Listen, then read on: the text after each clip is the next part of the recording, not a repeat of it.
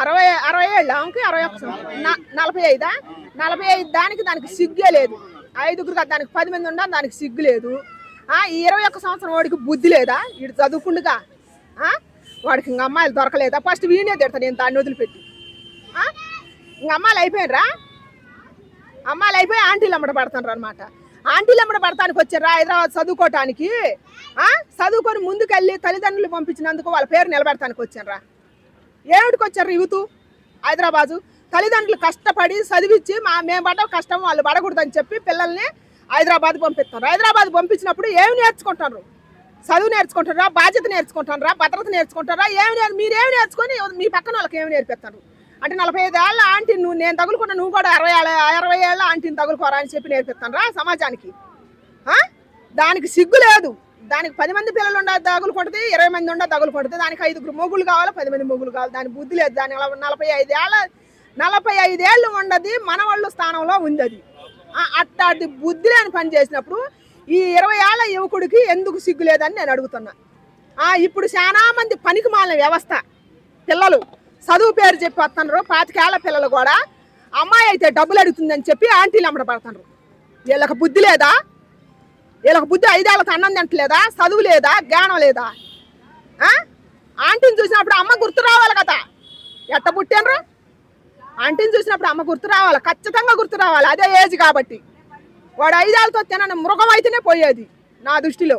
వాడు మనిషి జన్మ ఎత్తలే. నెక్స్ట్ అది డబ్బు కోసం.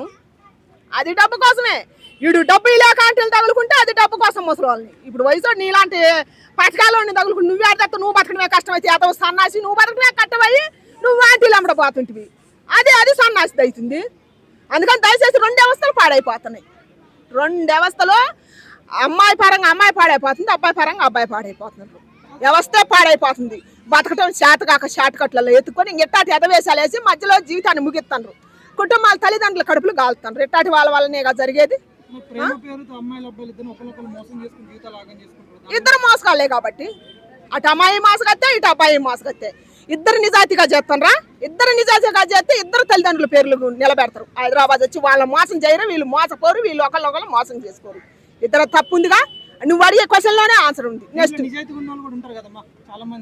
నిజాయితీగా ఉన్నవాడైతే అసలు తప్పే చేయడు. వాడు ఫస్ట్ తప్పే చేయడు. వాడు ఫస్ట్ దేనికోసం అయితే వాడు వచ్చిండో, ఏ గోల్ కోసం అయితే వాడు వచ్చిండో వాడి వయసుని సైతం త్యాగం చేసి అదే గోల్ చేస్తాడు అనమాట. వాడు చేసే పనే వాడు చేసి వాడు పైకి వస్తాడు. వాడికి అప్పుడు సాంప్రదాయమైన అమ్మాయి దొరుకుతుంది.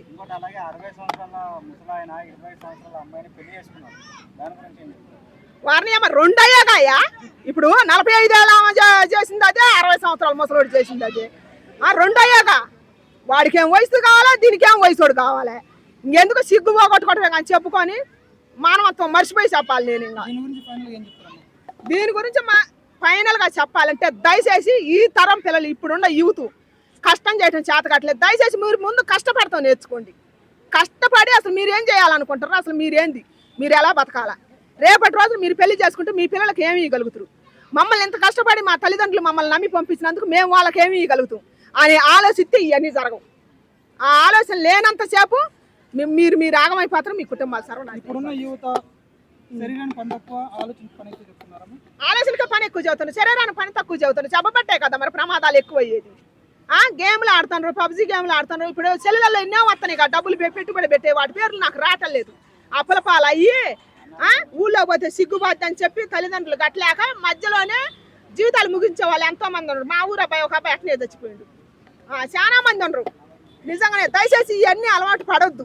మీ భవిష్యత్తు గురించి ఆలోచించుకోరు. 5 నిమిషాల సుఖాల కోసం ఎందుకంటే జీవితాలు పాడు చేసుకునేది అమ్మాయిలు కానీ అబ్బాయిలు కానీ. జీవితం ఎంతో ఉంది ముందు. రేపటికి మీకు పుట్టే పిల్లలకు మీరేం నేర్పుతారు? మీరే పాడైపోతే 40 ఏళ్ళ కింద మరి మేము ఉన్నాం కాబట్టి మీరు ఉన్నారు. మీ మొదలే కరెక్ట్ లేనప్పుడు, పునాది కరెక్ట్ లేనప్పుడు రేపు మీ పిల్లలకు మీరేం నేర్పుతారు? మీకన్నా దారుణంగా తయారవుతారు. పుట్టరు 90% అసలు పిల్లలు కూడా పుట్టరు. కొంతమందికి పుట్టరు. ఎందుకంటే 45 ఏళ్ళు వచ్చింది నాకు పెళ్లి చేసుకోవట్లేదు. మా కాలం మీద మేము నిలబడాలి, మా కాలం మీద మేము నిలబడాలి అంటారు. నువ్వు కాలం మీద నిలబడేది ఎప్పుడు, పెళ్లి చేసుకునేది ఎప్పుడు, నీకు పిల్లలు పుట్టేది ఎప్పుడు? నీ వయసే దాటిపోతుంది. ఆ మధ్యలో నీ వయసు అంతా చేసుకుంటుంటివి. ఇంకా నీకు పిల్లలు ఏమని చేస్తారు? నేను 45 ఏళ్ళ దాకా నేను పెళ్లి చేసుకొని అంటున్నా. ఇంకా నీకు పిల్లలు ఏమని చేస్తారు? ఇప్పుడు 45 ఏళ్ళు వస్తున్నాయి, 40 ఏళ్ళు వస్తున్నాయి. నీ వయసు అంతా అయిపోతుందిగా. మరి ఆ రోజుల్లో 19 ఏళ్ళకే 18 ఏళ్ళకే పెళ్లి చేసారు. తండ్రి 40 ఏళ్ళు వచ్చే తండ్రి ఎత్తు కొడుకు అవుతుండు. అప్పుడు తండ్రికి కొడుకు ఆసర అవుతుంది, తల్లికి ఏం బిడ్డ ఆసర అవుతుంది. ఇప్పుడు ఈ రోజుల్లో ఉందా? నువ్వు ముసలాడు అయితే పిల్లని బడికి తీసుకుపోవాలి, అదే జరుగుతుంది. ఇప్పుడున్న పిల్లలు తల్లిదండ్రులు మారాలని చెప్తాను నేను ఫస్ట్. దయచేసి ఇప్పుడున్న పిల్లలైన పెళ్లి కావాల్సిన వాళ్ళకైతే ఒక మాట, దయచేసి మీరు భూమి మీద సరైన బతికి మీకు మంచి పేరు రావాలంటే కష్టపడండి. సరైన వయసులో పెళ్లి చేసుకోండి. వయసు అంత పోయినాక పెళ్ళి ఎందుకు, సలి అంత పోయినాక గొంగడు ఎందుకని ఒక సామెత ఉంది. దయచేసి ఆ సామెతని ఉపయోగించుకోండి. మీ కరెక్ట్ వయసులో పెళ్లి చేసుకొని ఆయన కూడా కష్టపడవచ్చు. కష్టానికి కొద్దిగా ఎక్కువ వాల్యూ ఇవ్వాలి, సుఖానికి వాల్యూ ఇవ్వకుండా. సుఖానికి ఎక్కువ ఇస్తారు, మైండ్కి ఆలోచన పెట్టి శరీరానికి కష్టం పెడతారు. దానివల్ల సమాజం పాడైపోతుంది. దయచేసి ఆ ఇలువ తెలుసుకోవాలని కోరుకుంటున్నాను.